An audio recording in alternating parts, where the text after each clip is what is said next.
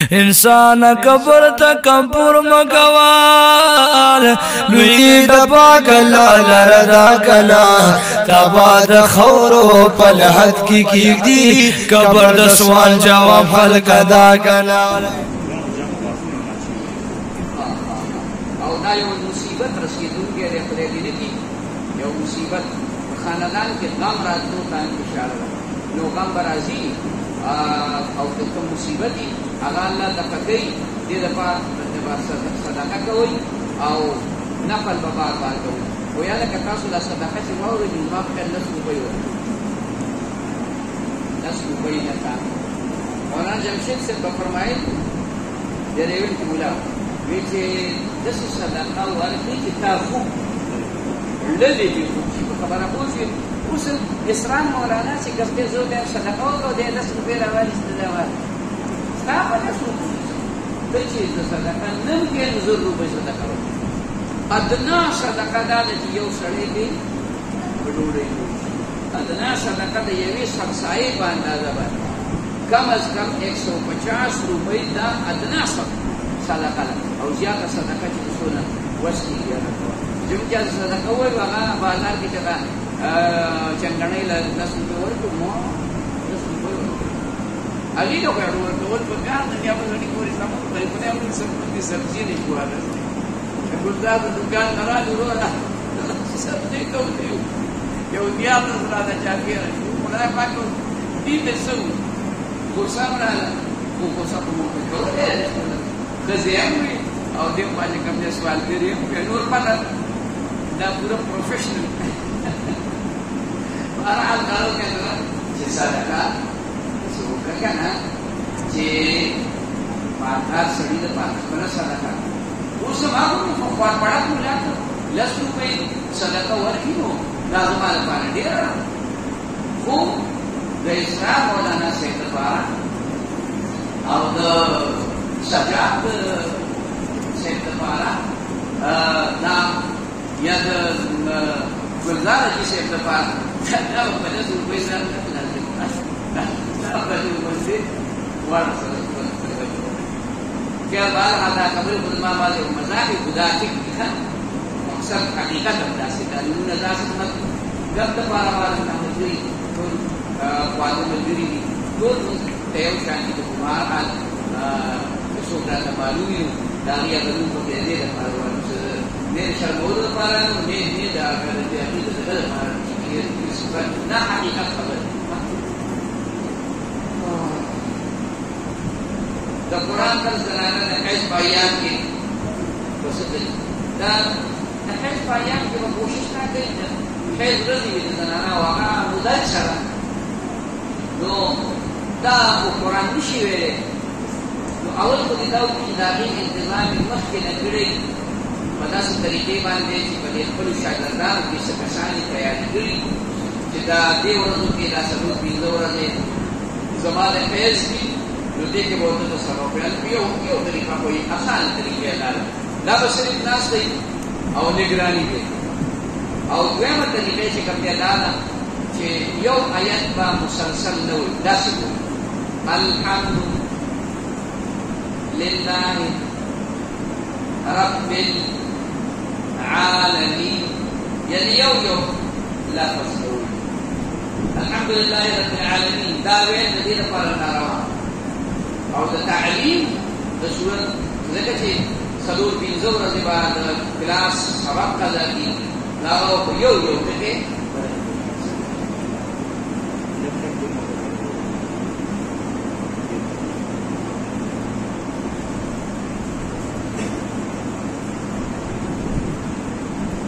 دا ملګری وایي مخکې به رانه ګناه وشوه نو خفګان به راتلو او اوس چې رانه ګناه وشي نو خفګان نه راځي دا نور اعمالو کې تبدیلي راغلې ذکر اذکار سنت اعمالو کې تبدیلي راغلې یعنې د تصوف په لار کې انسان باندې 2 حالته راځي یو د قبض وي یو د بسط وي بسط دې ته وایي چې د زړه پراخه وي بس وایي چې ذکر مې کولی او تلاوت مې کولی او نمتونه مې کولی ځان ستړی کوي خو خوند ورکوي او بل حالت د قبض دی هغه دا دی چې یو عمل دې نه پاتې شي نو دې خبرې نه پاتې کله دا ذکر رانه ولې لکه دې وخت خو ما څلور رکعات نه کول دا دوه رکعات مې ولې دا دوه ولې پاتې دې خبرې نو دې کار او دا چې کله د یو سړی نه ذکر عبادت پاتې کېږي یا ګناه کېږي د دې پروان نه وي نو معلومیږي نه چې د ده په زړه کې لوی راغلی د ده په زړه کې تکبر راغلی چې هلکه زه دومره سړی پوره دونه ذکر کوم دونه نفلونه کوم دونه تلاوت کوم نو دا تکبر راغلی تکبر که دا داسې وي یا ریا راغلی که داسې وي نو دا زړه نه وباسي انشاءالله بیا به داسې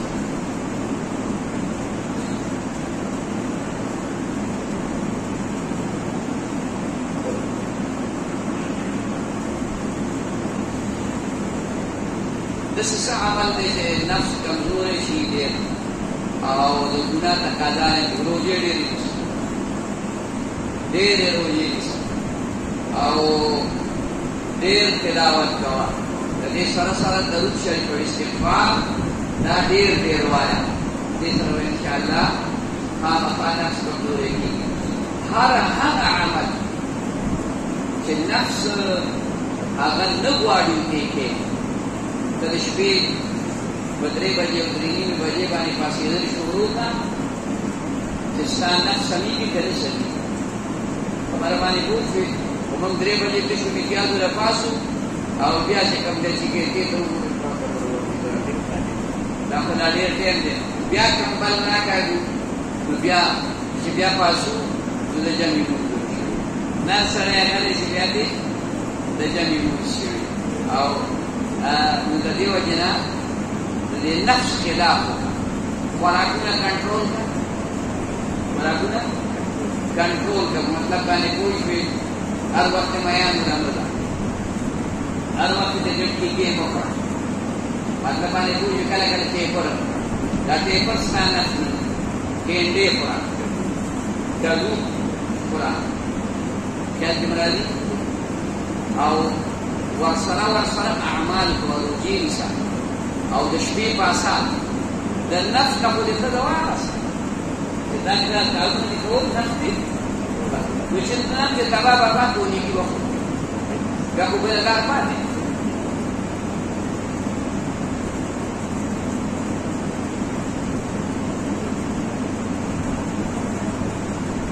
د خدای نه مې لګېري ویښته ډېر په کثرت سره راوځي معلومیږي دا چې څه اعمالو کې داسې کمیان راغلی دی د خولې چې الفاظ داسې څه دي خلاف سنت یا غیبت شوی خدای مکه یا بل داسې عمل راغلی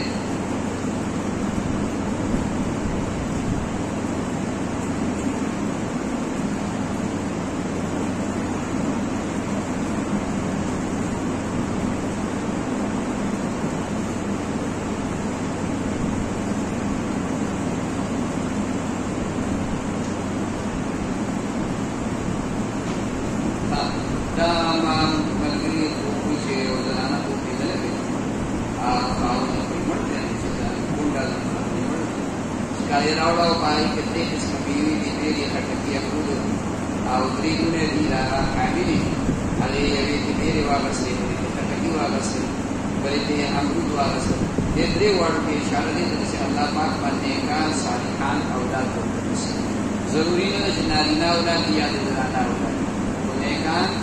صالحان بچي به ورته الله پاک نصیب کړي دا ډېر جنت نعمت دی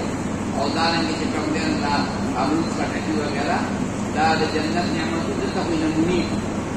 دنیا کې څه دي نمونې او نور اصل نعمتونه هغه د جنت دي او بیا د جنت بیا ډېر لوی نعمت دی خبره پوه شوې هغه حال مختلف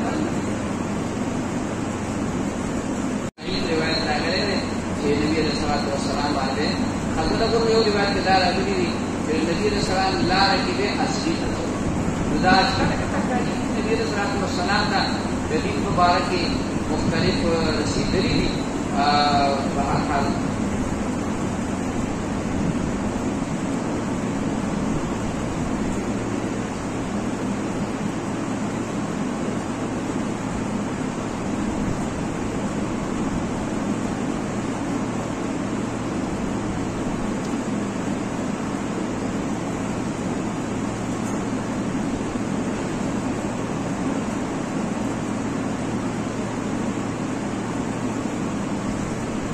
دا ملګري ډېر ښه ولیدلی دی وایي چې مولانا عبدالرحمن صاحب مې کور کې ولید زموږ د کلي جامع مسجد کې ناست دی او موږ د چاپیکو یو بل قسم یاد کړی دی دا ما تاسو ویلي د چا پاټۍ نوم ولیکئ هر څنګه شي کو ځکه چې زموږ د پاټۍ والا د پاټۍ نوم واخلو نو بیا دې په دې نیټ باندې خلک فیسبوک باندې قسم قسم قرآن رنګ ورله ورکوي دا لیکلی بهرحال دا نومونه نوم خو یې لکه یو بل مشر لیکلی چې هغه هم راسره دی مونږ ورچاپي کوو نو هغه و چې لږ په قلات قلات چاپي کوو دا راته یې وفرمایل چې جمعیت سره مینه ساتئ ما ورته ویې اوکې ولې نه ډېره په خبره واضح دې تعبیر ته پکې ضرورت نشته د علماو اتباع د علماو تابعداري کوئ او د علماء حق تابعداري کوئ او زموږ د علماء دیوبند سره ربط او تعلق دی د علماء دیوبند چې څومره شاخونه دي دا زمونږ دي دا به داسې نه وي چې دا دغه تبلیغیان دي او دا مدرسو والا دي او دا صوفیان دي نه هر یو دپاره خپله دعوه لري هر یو دپاره خپله دعوه لري وی زه تبلیغ یم مونږ بېګا دوه پروګرامه کړي او په دواړو پروګرامو کې مونږ د خپلې 28 نومبر باندې زموږ د سالانه اجتماع وي د دې دعوت مې وروستو ورکړی دی او اول مې چې کوم دی هغه د ریونډ د عالمي اجتماع دعوت اول ورکړی دی او په نیټ باندې شته دی خو بکواس هم نه دی ولې زموږ دا زموږ کارونه دی دا به څوک دی دې له بیدوان د تبلیغ بیدوان دی سیکان دی نه دا موږ مسلمانان نه وو که نه یاره نو دا دې ته اشاره ده چې د علماو خدمت کوئ د علماو اتباع او تابعداري کوئ خدای پاک به خیر وکړي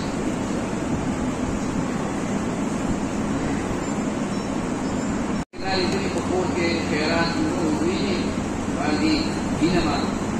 او ډېره ګڼه ګوڼه ده انشاءالله یو دوه خبرو ته انشاءالله دې کور ته به الله خیر راولي دویمه خبره دا ده چې صدقه کول خپل طاقت مناسب داسې په جیب لړم مه کېږه کله کله صدقه کوه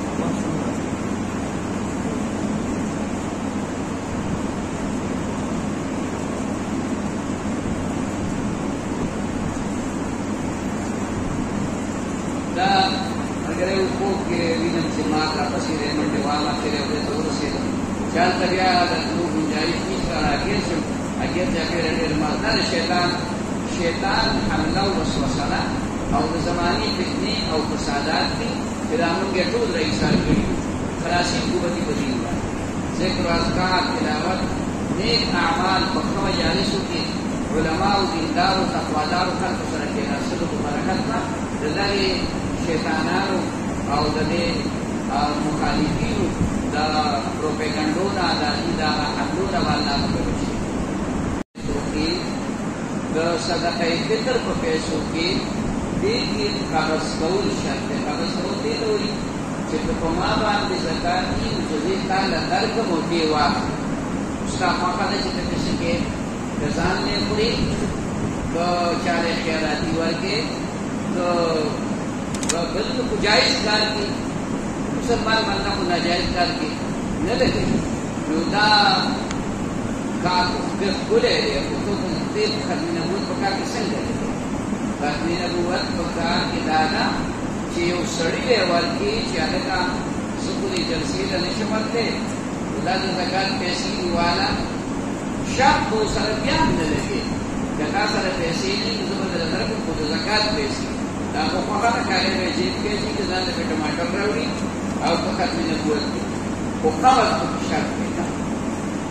قبض کول مطلب چې سړی وایي